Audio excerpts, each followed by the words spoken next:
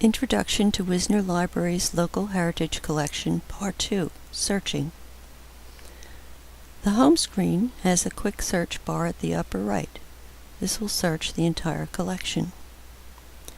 There is also a link to the advanced search function, which we will look at later. Let's do a search for everything we can find about Main Street.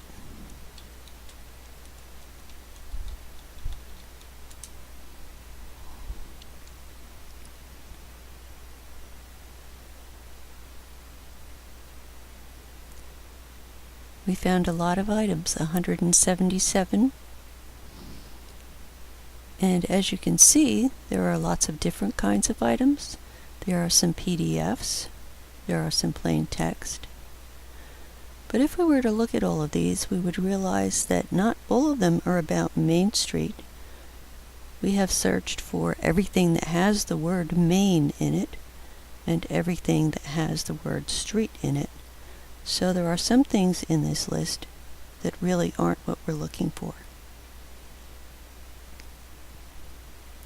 Notice that at the left we have a sidebar of catalog data. These are called facets. We can use these to limit when we have a search result that is too large. It gives us clues as to the content of the items. You can limit by collection, item type, topic or subject heading, year, who created it. In this case, when we look at topics, we see that there is an official topic named Main Street Warwick. If we click that, it will pull out the things which actually have that subject heading for us. On this screen, you see that most of the records have a generic text icon. These are records that if we click into them, just tell us a little bit about the article, or they sometimes have the exact text of the article typed in.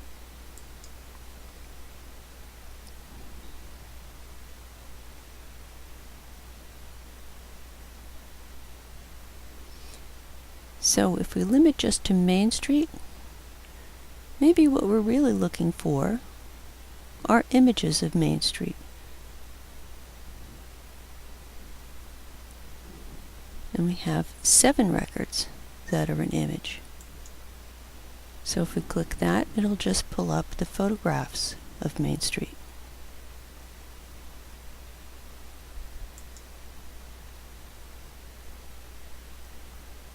As you can see, sometimes one record has several different photographs in it.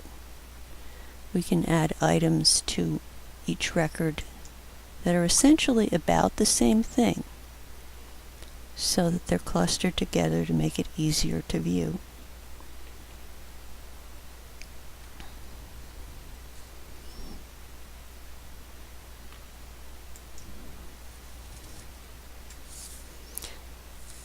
Don't forget, we can also jump to other items with that subject heading by clicking on the list below the image.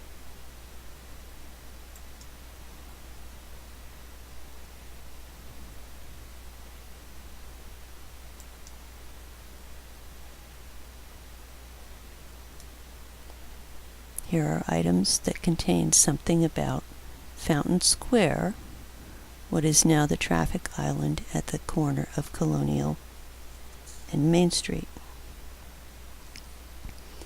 What about searching in a specific collection?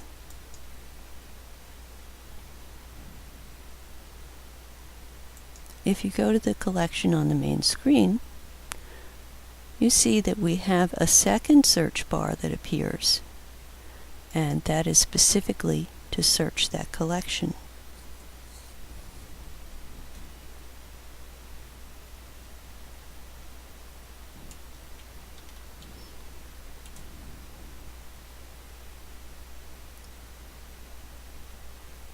When we search for the keyword farm here in the photographs collection, we pull up records that contain that word.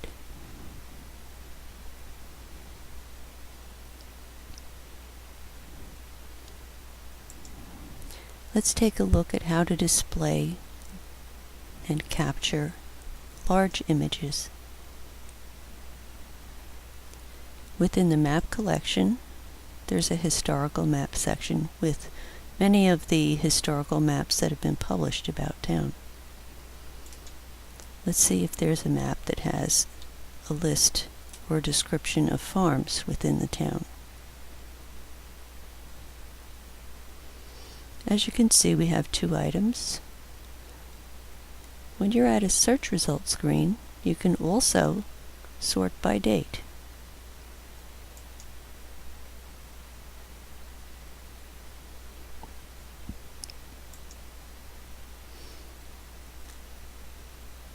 With maps and with some other materials, the file sizes can be quite large. So clicking once will open it a certain size, but as you can see, our cursor has now changed to something that looks like a magnifying glass with a plus in it. That means you can click again and get to a further level of magnification. This is the level that you can actually read that map.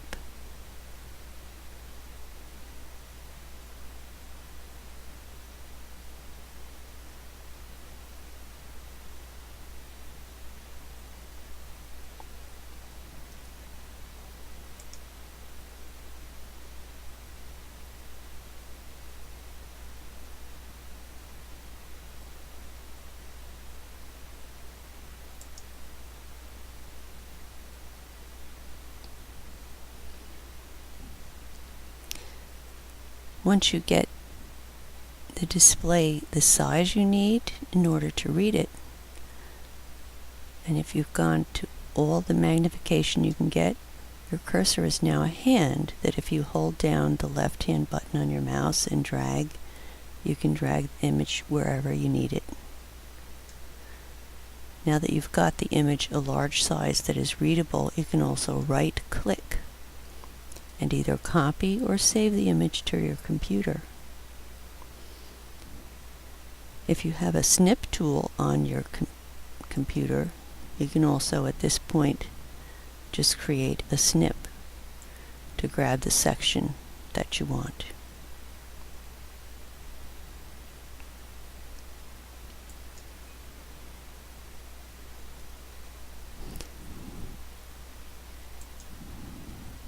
And that's how to do simple searching. In our next video, we will talk about advanced searching.